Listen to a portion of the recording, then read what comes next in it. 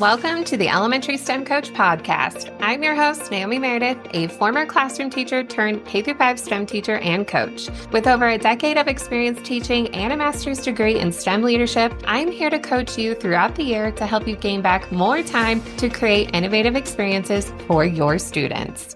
Earth Day is April 22nd, and this is a great day or time of year to teach students ways that they can take care of their earth. I will be sharing with you 5 STEM lessons that you can teach your students all about Earth Day, but they're also things that you can teach year-round. When I was planning this episode, and really when I plan any episode, I go through everything that I have recorded and also past blog posts to see what have I done or what haven't I done and what would be a good episode. I do have a blog post about Earth Day with some activities. Some I will be mentioning here, but there are some different ones. But I didn't have a podcast, so I was really excited that I get to talk about these STEM activities for you.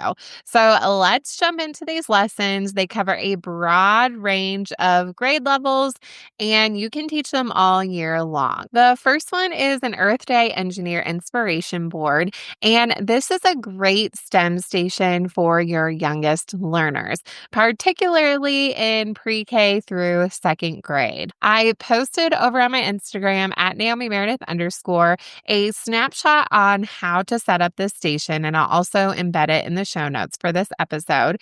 But all you have to do is print out this board, and it has 9 different images that relate to ways that you can take care of the earth. It does say Earth Day on it, but it has those 9 different ways visually displayed and labeled for students, and you get to decide what materials you want at the station for students to build with. They can be reusable materials like Lego bricks, blocks, wooden planks, but it also could be recycled materials as well, like cardboard, egg cartons, those types of things. All you have to do is put those things at a station, the board and the building materials, and students can choose which item they would like to build. If you want to go deeper into this project, there's also a planning sheet where students can thoughtfully plan and label their design, but definitely up to you. I love throwing in these engineer inspiration boards when I do STEM stations or if I need a quick sub plan, whether I'm the sub or someone subbing for me, because it's super low prep and you just use what you have on hand. So it's a great talking point and you can get students building right away. The next STEM lesson is to have students build their own recycling plant, and they can sort the different materials that come through into the correct categories. Now, I was very curious about how this lesson would go, and I started it off by showing students how things get from your home all the way to a recycling plant. And I found a really good video for this. The kids really like this video, and most likely they haven't seen this in action. Maybe they've seen recycling get picked up at their home, but they just don't know where it goes. So that was really cool to show those students what the behind the scenes is in this situation. And then I had different items printed out for them, and their goal was to create their own little sorting facility where the items can go through their recycling plant and then they can sort them in the correct categories. This is also a great thing for kids to take home so they can talk to their families about recycling and how it relates to them and where they live. Bonus points too if you use actual recycled materials to build the recycling plants. That's really fun as well. The next 2 lessons involve 3D printing, and if you don't have a 3D printer, don't skip ahead in this episode. I've said this before, but you can actually do 3D printing lessons without having a 3D printer. You can have students do all of the research, the planning, and the design, but maybe their thing doesn't get printed. You just share it digitally, and that is definitely okay. So like I said, you could do this whole lesson without the 3D printer. So I have 2 different lessons. The first one is going to be better for your younger students, and then the other one is going to be better for your older students, but you can mix and match how you need to. This one for the younger students is students are going to be creating a keychain to help remind them of ways to take care of the earth. So throughout the week or however much time you have, you'll be teaching students different ways they can take care of the earth, whether it's about composting, saving water, that recycling lesson, you can mix and match. And then with the platform of your choice, I like to use Doodle 3D Transform. Students design that keychain, and eventually when you get those printed, they could even color their keychain using paint markers to bring their keychain to life. When I did this project, I didn't really think about having a hole already in their design. So I actually hole punched a hole in their 3D print, just the way that they printed. They were thin enough where I could use a jewelry maker hole punch, and I was hammering these keychains and putting the keychain in.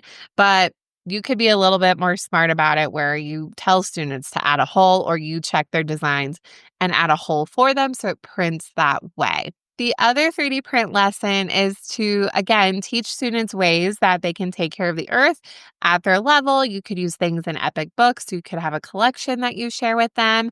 But this one is where they actually design an invention that will help take care of the earth. So it's not like I can recycle like the little kids. I can do this. I can do this. You're taking it up a notch where students are actually creating the invention. And I always tell kids with inventions can be something brand new that has never been thought of, or it could be building off of something else.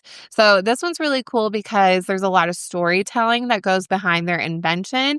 They could create it with that 3D print. You could also do it with Makerspace materials too. You could take this same lesson, but their medium is with Makerspace, and they're telling that story. What is the problem they're trying to solve?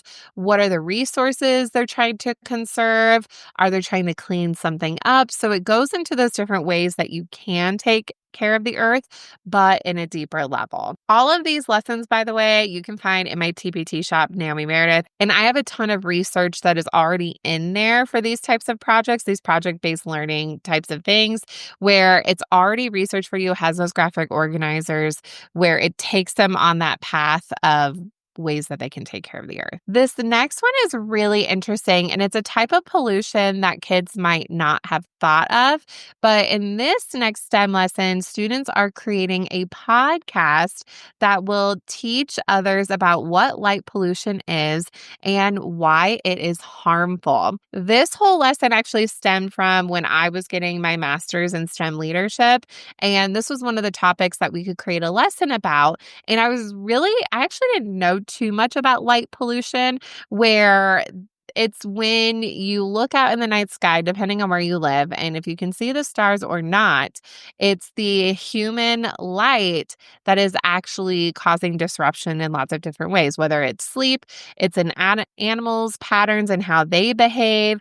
There's different types of things light pollution plays into. So students will research about this lesser known pollution and then create a podcast that's a couple minutes long. They create the script to teach others about it and ways that you can help solve it. Especially for your older students, if they've done lessons every year about taking care of the earth, which is very important, mixing it up with a topic like this they might not know a lot about really does keep their engagement. And at the same time, you're teaching them how to podcast. Now, I already shared with you the 5 lessons, but if you want a little bulletin board that you can hang up during this time or any time of year, this one was really fun for me to put together, but it's a bulletin board and has a smiling earth, and it says inventions that our earth loves, and it's different types of inventions that help take care of the earth, like solar panels, wind turbines, even as simple as reusable water bottles. So there's all these little hearts that surround the earth that encourages kids to think about,